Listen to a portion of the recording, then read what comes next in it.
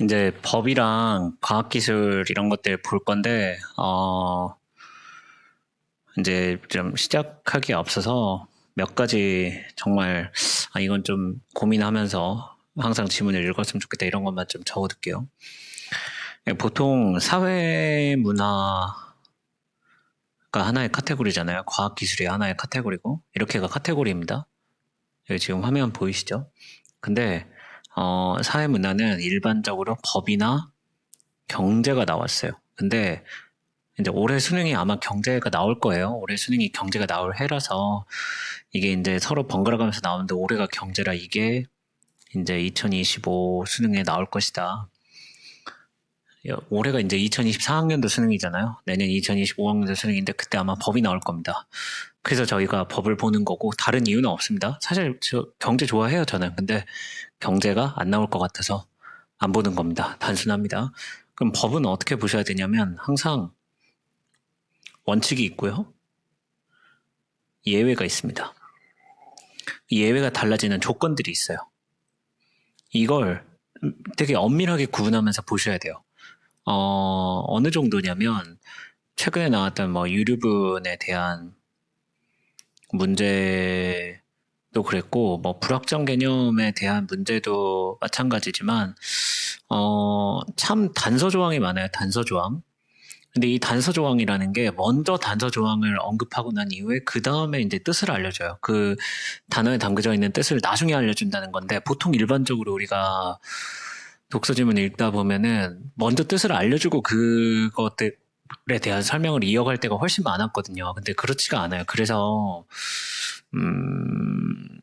조금은 어려우실 수 있다. 그러나 구분하는 게 익숙하기만 하면 충분히 풀 수 있다. 이런 이야기입니다.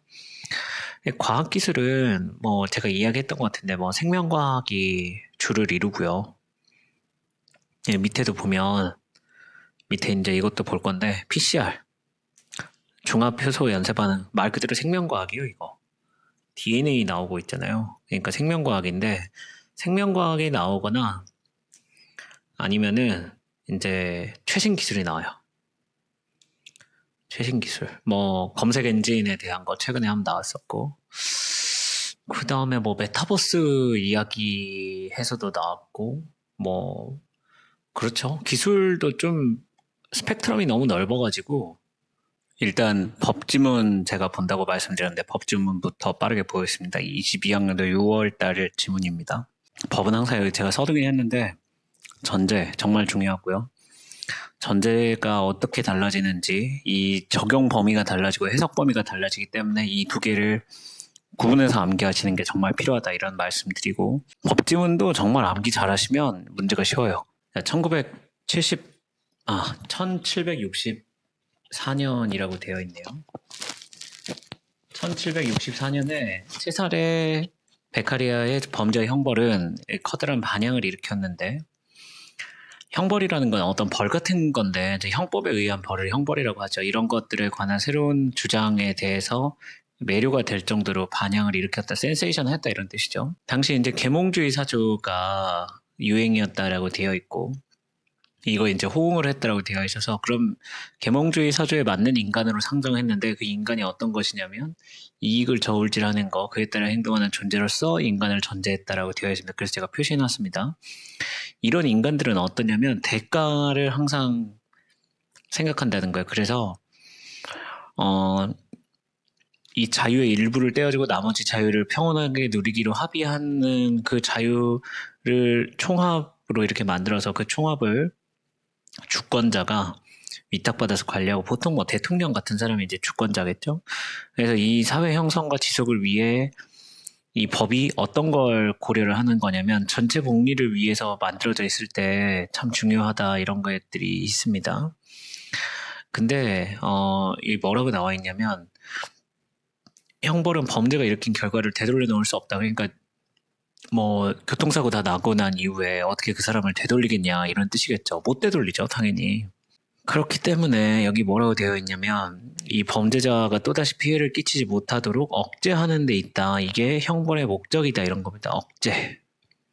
형벌의 목적은 억제하는 거에 있다는 겁니다. 뭐냐?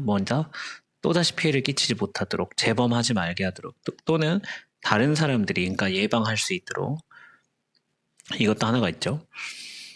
이건 어떻게 달성할 수 있냐면 범죄로 얻을 이익보다 형벌이 강하는 손해가 조금이라도 크면 그러니까 예를 들면 막 한 10억을 훔쳤는데 한 20억을 뱉어내려고 해요. 그럼 다 해소가 된다는 거죠. 이런 손익관계를 누구나 알 수 있도록 처벌 체계를 명확하게 성문법으로 규정되어야 한다고 되어 있는데 성문법이라는 건 기록된 법을 성문법이라고 합니다. 기록된 법. 이 집행의 확실성, 집행할 수 있는 기관이 필요하다 이런 뜻이고 결국 범죄를 가로막는 방벽으로서 형벌을 바라본다 이렇게 되어 있습니다. 그러니까 형벌은 일종의 방패다 이렇게 보시면 되죠. 형벌에 따라서 범죄가 일어나지 않을 수도 있다 이런 의미입니다. 또한 여기 공익을 훼손한 정도에 따라 비례해야 한다 이런 것들도 있고 이것을 넘어서면 폭압이고 불필요하기 때문에 안 된다라고 되어 있죠. 또한 여기 상이한 피해를 일으키는 두 범죄에 동일한 형벌을 적용한다면 이것도 어떤 거냐면 두 범죄에 동일한 형벌을 적용하면 안 된다 이런 뜻이에요.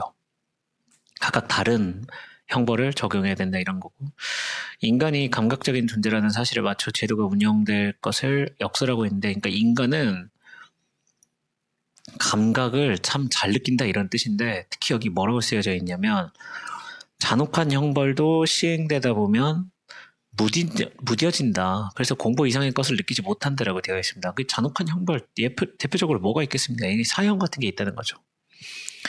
그래서 여기 보시면 죽는 장면 마침 또 사형이 나오네요. 죽는 장면의 목적은 그 당시에는 뭐 무시무시한데 일시적이어서 효과가 떨어져 이 이야기 하는 거고 차라리 오랫동안 속죄하게 만들어야 돼. 종신형 같은 거죠. 그게 더 억제 효과를 갖는다. 그렇게 해서 뭐 미국 같은 경우에 그래서 가끔 막 100년형, 150년형 이런 것들이 있잖아요. 그런 이야기입니다. 그것들이 더 억제 효과가 강하기 때문에 그렇게 가야 된다 이런 뜻이고 특히 이 생명을 담보로 희생할 수 없다 이런 의미를 여기 넣어놨습니다. 그래서 희생한 자유에는 생명이 포함될 수 없다 이런 이야기 있고요. 그래서 베카리아는 휴머니스트였고 공리주의자였고 사회계약론자였고 응보주의자가 아니라 예방주의를 추구했던 사람이다 이렇게 되어 있습니다. 내용을 잘 기억해보면 결국 여기 같은 경우에 이런 것들이 있어요. 그러니까 개개인의 국민이 주권자라는 게 아니라 주권자는 하나의 대리인으로서 형벌을 시행한다 이렇게 보셨어야 됐겠죠. 이성적이고 타산적이다, 계산을 잘한다 이런 거고 감각적, 글 전체에 따라 퍼져 있었고 법이 필요해서 형벌이 있다는 거고 공포의 효과, 익숙해진다고 말했고 형벌권의 행사, 자유의 총합을 넘을 수 없다라고 처음에 이야기해놨습니다. 여기 벗어날 수 없다 이런 이야기 있습니다. 기억에 대한 설명으로 적절하지 않은 것인데 재범을 방지하는 역할 기억은 참 바로 여기 있어요. 여기가 이제 기억입니다. 이거 제가 잠깐 표시만 해둘게요. 기억 울타리니까 여기에서 푸셔야 돼요. 여기서 근데 특히 여기 어떻게 나와 있냐면 색깔을 하나만 바꾸겠습니다. 자, 또다시 피해 끼치지 못하게 재범 여기 재범 방지 그 다음에 알아볼 수 있도록 이거 성문법이 이쪽 내용입니다. 성문법 기록되어야 된다. 범죄가 유발하는 손실에 따라 높낮이를 정해야 된다. 여기는 어디에 있냐면 두 범죄에 동일한 형벌을 적용하면 안 된다. 그래서 각각에 따라 높낮이 필요하다는 거. 손익을 저울질하는 인간의 이성을 목적 달성에 활용한다. 인간을 어떤 바라보는 관점 이야기하는 거니까 이것도 동일하죠. 결국 5번이다. 12번이 살짝 어려울 수 있는데 하나하나씩 그냥 기억해내면서 보겠습니다. 형벌이 사회적 행복을 증진하는 걸 저해야 한다고 일단 베카리아가 보지 않아요. 그리고 베카리아는 공리주의 입장이에요. 공리주의 입장인데 베카리아가 사형을 반대하는 이유는 이게 너무 과도하기 때문입니다. 그냥 연결을 해놓았는데 있는 단어로 해놨다 보니까 헷갈릴 수 있다. 있다고 바로 받아들이지 마시라 이런 거고 사형은 범죄 예방에 효과가 없으므로 예방주의 뭔가 잘못됐죠. 사형도 효과가 있는데 그 당시에만 효과가 있다는 거고 사형이 그 당시에만 효과가 있기 때문에 영구히 각인되는 잔혹한 형벌이 아니라는 거고 4번이 정답이고요. 피해 회복의 관점에서 이렇게 보는 게 찬성하지 않는 그 무기징역으로 대체하는데 찬성하지 않는 게 일단 무기징역도 찬성하고요. 피해 회복이라기보다는 그 효과가 지속적이다. 그래서 찬성하는 겁니다. 이걸 보면 사실 어떤 걸 기억하셔야 되냐면 누구누구의 주장은 그 논리를 이해해야 된다 또는 암기해야 된다라고 파악하실 수가 있다는 겁니다. 여기까지 보고 다음 질문 이어서 볼게요.